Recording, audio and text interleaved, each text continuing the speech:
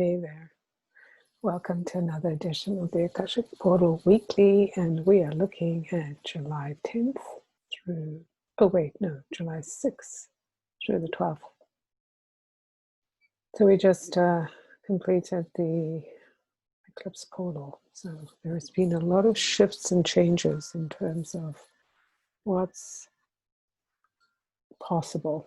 And we've moved towards something different, right? Whatever it is for us, we are being opened, awakened, stirred, having these realizations about our essence and what feels yummy and juicy to us, what is necessary to us, what is our focus going forward.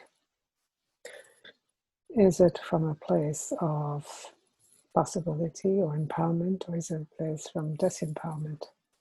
Any and all of those choices are available to us without judgment. It is our choice. All right, so I've already prepared the cards. I'm Jen Duchene, jenduchene.com, and let's see what the Illuminating Journey cards have to say today, these cards that were created through the Akashic Records. First card is the 23, and I believe we had this card last time in the final position, so very interesting. Today is the 5th of July, we have the 23, we have some major planets at 23 right now in this drawing pot, Pluto and Pallas Athena and Jupiter 23. So 5 is the number of freedom. However, it's a number that requires change within us, right? Like even though the world around is changing, we have to change too. Otherwise, if we're going to be static and hold on to what was, then everything around us starts moving and we get pulled apart, right? So it's like, how do we kind of move with the rhythm of change as opposed to moving against the rhythm of change? And when I look at this card, I feel this sense of, so interesting, it's like history, right? There's history here, especially when you think about the pyramids, the relationship of the woman, the Sphinx, the pyramids, and then there in the distance, a hawk. So where are we? And then we have 3 players. There's a pheasant. Of course, you might count the crystal as a player, which would be the 4th player. There's all the ways of looking at the relationship to what is happening, our relationship to what's in front of us. So this figure who stands here, is she us? Does she represent who we are? Does she represent our query to the Sphinx, the riddle, or the Sphinx asking the riddle? What is possible? Let's see, where does she look? She kind of looks to the Sphinx, and the Sphinx looks ahead, and then the pheasant is looking at the woman. So there is that puzzle of wanting to understand the journey. I definitely feel like this card is telling us about our roots in some way, like we need to go back to our roots. And when it's saying going back to our roots, it doesn't mean go back to what people have told us as our roots, but to actually go back to what really feels like it roots us. The essence of our journey depends on our ability to know ourselves, to be centered within ourselves, and to realize the opportunity that we have here. So in the distance here are all these mountains. Now we don't know, are we traveling towards the mountains? Have we come from the mountains? Are we going back that way? There are all these opportunities, and here is the desert, right? The energy of, we can think about the desert as being a place where nothing grows, or perhaps it's the starter fuel that feeds our soul. Reminds me of that book, The Alchemist, where the story is based on the person who goes to the desert to kind of find himself. Yeah, there is the Venus pattern here, pattern on the sky, which and a full moon, which we just had. So there's definitely, even the head of the Sphinx could be the full moon in some way, the fullness of what's possible. And maybe it's our query, the query of what we're bringing into this time. We're in a challenging time, a changing time, and what is our question? What is our query? In order to get the right riddle, in order to be put on the road, on our travels, we really do need to ask the right question and listen to the answer in a very different way. And again, I'm being prompted about the alchemist, because in the story, this person who's in the story is given a riddle to process and travel through. And I think our lives are riddles. Like, we are not quite sure what the riddle is sometimes. Sometimes we don't know what to do with the riddle we've been given. But it is the process and the formation of our journey that answers that. It is the understanding of who we are. If I see this figure here, this woman, to me, she seems very certain what she is wanting to do, to experience the path of awareness. And 23 is a very powerful number because it connects us to our own human bodies, as well as to the source and to the earth. So it's very much a number that is called the Royal Lion, a number that brings within us, sparks within us our ability to kind of lionize our truth and take that journey to really trust who we are, trust our path, and listen to the riddle in a way that relates to us as opposed to what we think other people are telling us to do. So it's our riddle, it's our journey, and how will we spark that flame within us to take this challenging, rewarding journey. In the courage of knowing who we are, we embark to know more about who we are. Card 2, well, the number 8.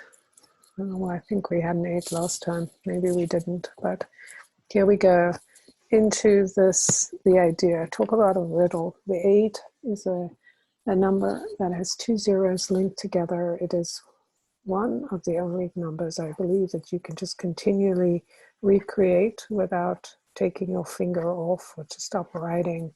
It's a continuous loop, 2 circles, the breath of life, the reminder of the essence of what matters. Each circle representing not only the whole of what's possible, but one heaven, the other one earth, and the center point where they meet, the consciousness of who we are, how we're linking our connection to the source as well as to the earth, and creating an action of leadership. We're leading into this new phase. We're taking a sense of leadership over our own experience, over our own thoughts and beliefs and what we're building, right? 8 is the number of success. It's the number of moving through obstacles. It gives us strength. So both of these numbers, the Royal Lion and the 8, are bringing us strength and courage to follow what is true for us. And then the third card, wow, I think we got this card last time too, is I think we had these 2 cards. Anyway, I don't know if we did, but this card, see how similar the colors are, how interesting that we're from the desert, where it looks like there's nothing, to a place full of rich, lush landscape. Number 24. So we go from a 5, an 8, and then a 6. And the number 24 is about finding this energy of what we can bring, the 2 and the 4. The 8 is the number of, it's one of the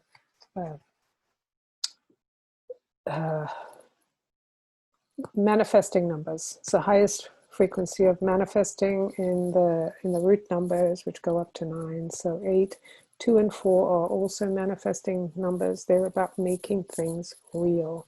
We are in a 2020 year, so we know this is about a time about making form, taking ideas, taking our intuition, our guidance, and being wise with how we balance the material plane with the spiritual plane, and finding our kind of point of reference. Who are we? And when we're balancing these two energies that are coming through our bodies, through our beings, being experienced in our lives, how are we expressing that? And so this is the kind of voluptuous energy of when we're taking that energy of the 2, the 4, the 8, right? The manifesting, we're bringing things to life, we're connecting, we're making foundations, we're building, and then we're activating, we're putting it out there, we're doing the things that are required in order to bring this vision into life, so we can go from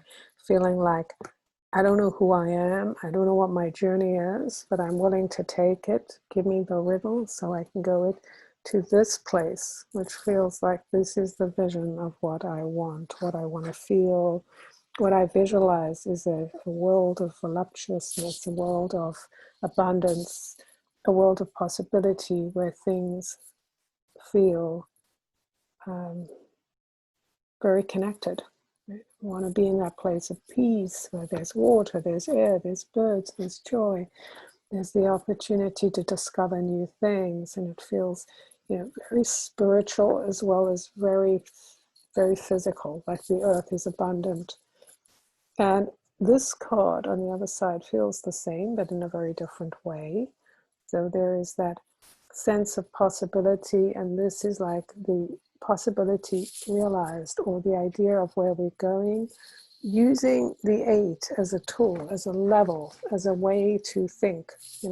When you're moving from this energy, the energy of seeking, wanting the riddle, wanting to understand or find the way, right? It's kind of, we're in a desert, we're like, I don't know what I'm supposed to do. I want to go here, I want to hit the land of milk and honey. Then this is created through the journey of the 8, through the journey of going, moving through the pattern of infinity. This is what it looks like to be spiritually connected. This is what it looks like to be connected in the material world. How do I find my journey? And you just keep moving along the path, so you can move from the query and the ability to change to this place, like, yeah, this is where I'm meant to be. Oh, that's weird, I can't hold it.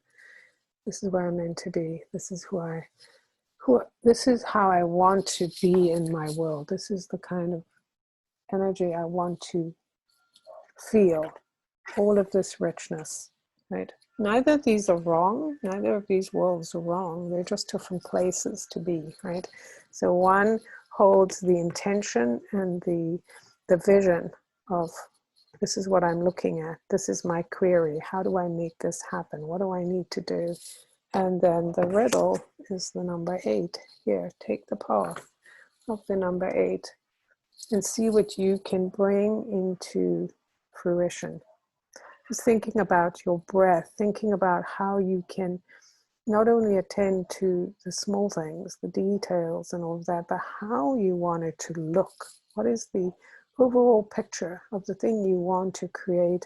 What do you want to feel? What do you want to know? How do you want to connect the dots? So it's not just one or the other. You're not just being spiritual without having a physical connection and a base. And you're not just being physical, just having material things with no connection. So really brilliant. I think it's amazing how these cards and how the Akashic Masters get these messages across. That's pretty cool. And I think incredibly revealing, because we are definitely at this crossroads right now, where we must understand that even though we ask the question, the riddle is the answer. And so the riddle is the journey. And we will not find what we seek, the lushness, the peace, the tranquility, the ability to feel at home on the earth, in our bodies, in our spirituality, without taking the path of the riddle. So we can't know the answer until we've journeyed. And we may need to journey many times, to go. We may come back, we may take the journey. We might find ourselves there and then have to come back, right? In the journey of finding that place where we can actually move very rapidly from here to here, using the symbol of infinity, the number 8, the double breath, the realization of being in balance, in harmony with who we are, what we have in our world, and what is possible. What are we willing to do, and what are we willing to believe, so we can create the reality we desire. So I'd love to hear what your thoughts are. What do you think about that? Maybe you saw something I didn't. If you're interested in purchasing a deck of cards, they are available on my website, jenduchene.com, and I'll have the information below if you're interested. I look forward to seeing you again. Oh, and for those of you who are interested, if you want the cards, you want to join my group, I do have a group, an ongoing membership that explores the depths of these Illuminating Journey cards. Till next time.